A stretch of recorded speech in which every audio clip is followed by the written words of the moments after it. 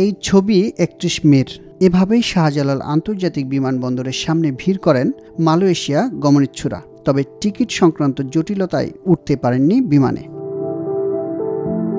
গত ৩১ মে এর পর নতুন কোনো বিদেশি কর্মীকে মালয়েশিয়া প্রবেশে নিষেধাজ্ঞা দেয় দেশটির সরকার। এতে অনিশ্চয়তায় পড়েন দেশের অন্তত ১০,০০০ শ্রমিক। তাদেরই দুজনের সঙ্গে কথা বলেছে টিভিএস। টাকা দিয়ে হয়েছে প্রায় ১.৫ বছর হইলো। টাকা দিয়েছি, পাসপোর্ট দিয়েছি। দেওয়ার পরে উনি আমার বলছে যে তুমি চলে যাবা, কয়েক মাসের মধ্যে তোমার তাড়াতাড়ি পাঠাই দেবো। 15 মাস নিচে টাকা নিছে, এর মধ্যে আমার দুইবারই করাইছে, মেডিকেল করাইছে। এই দুজনের বাড়ি শেরপুরে। প্রায় ১.৫ বছর আগে স্থানীয় এক দালালের মাধ্যমে মালয়েশিয়া যাওয়ার জন্য টাকা জমা দিয়েছিলেন।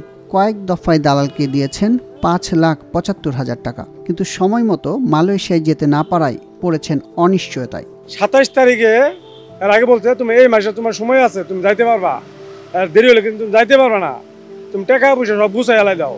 আমি টাকা পয়সা সব গুছাই আমি ২৭ তারিখে জ্বরের মধ্যে আমি কিছু হালকা পাতলা কেনাকাটা করছি। করার পরে ২৮ তারিখে আমরা ঢাকা আসলাম, না ২ জন ঢাকা আসছি জ্বরের মধ্যে। আসার পরে আমার ফিঙ্গার করাইছে, বলছে যে টিকিট হয়ে যাবে। এর মধ্যে আমরা কোনো টিকিট পাই নাই। ফিঙ্গার দেওয়ার পরে বললো যে তুমি করে আজকে তো ই হবে না, যে তোমরা তোমার ফ্লাইট হলো ৩০ তারিখের দিন যায় রাত্রে। আমরা বললাম তাহলে 2 দিন ঢাকা থাকলে অনেক খরচ হবে, তাহলে আমরা শেরপুরে চলে যাই। আমরা শেরপুরে গেলাম, যাওয়ার পরে ৩০ তারিখের দিন সকালে বাড়ির তো ঢাকা আসছি। ৩১ তারিখে সারাদিন আমরা এয়ারপোর্টে থাকলাম। সারাদিনের মধ্যে দালালের অনেকবার ফোন দিছি, ফোন আমার কোনো কিছু রিসিভ করে নাই। এখনও তাদেরকে আগের প্রতিশ্রুতি শুনিয়ে যাচ্ছেন ওই দালাল। আরও যেসব এজেন্সির বিরুদ্ধে অভিযোগ উঠেছে তারাও দায় চাপাচ্ছেন অন্যের উপর। তোমাদের ভিসা আছে, ম্যানপাওয়ার আছে, সবকিছু আছে। হ্যাঁ, যদি এরকম ওরা পারমিশন না হয় তোমার এয়ারপোর্ট কন্টাক্ট করে পাঠাই দেব কোম্পানিতে। এয়ারপোর্ট কন্টাক্ট করে কেমনে এই করেন পাঠাবেন? আমার ওই জায়গায় পরে পাঠালেন, পরে তোর সঙ্গে আমার আরেক সমস্যা হয়ে যাবে। এত বেশি পণ্ডিতি করে না, তুমি চুপ করে থাকো, না হলে তোমার টাকা ফেরত দেব, অসুবিধা নেই। পণ্ডিতে আমি করতেছি না, আপনি করতেছেন। 15 মাস তো মনে করেন টাকা নিচ্ছেন, শরীরে মনে করেন অনেক জ্বালা আছে।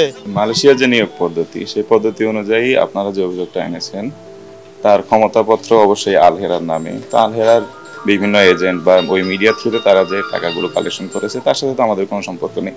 আমরা সরকার নির্ধারিত একটা খরচের বিনিময়ে প্রসেসিংগুলো করি। সেক্ষেত্রে তারা হয়তো লোকগুলোকে টিকিট শেষ মুহূর্তে সরবরাহ করতে পারেনি, এই কারণেই হয়তো বিশৃঙ্খলতা সৃষ্টি হয়েছে। এক্ষেত্রে তো নাবিরা লিমিটেডের যা করণীয় ছিল আমরা সবই করেছি।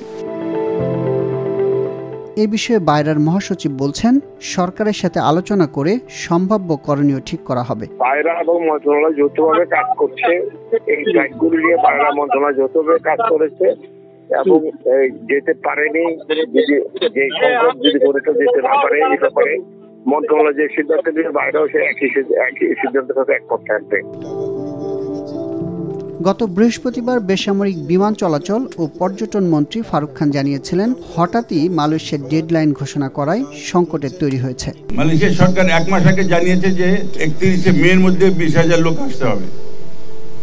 তারা এটা নিয়ে প্রয়োজনীয় ব্যবস্থা নেয়নি।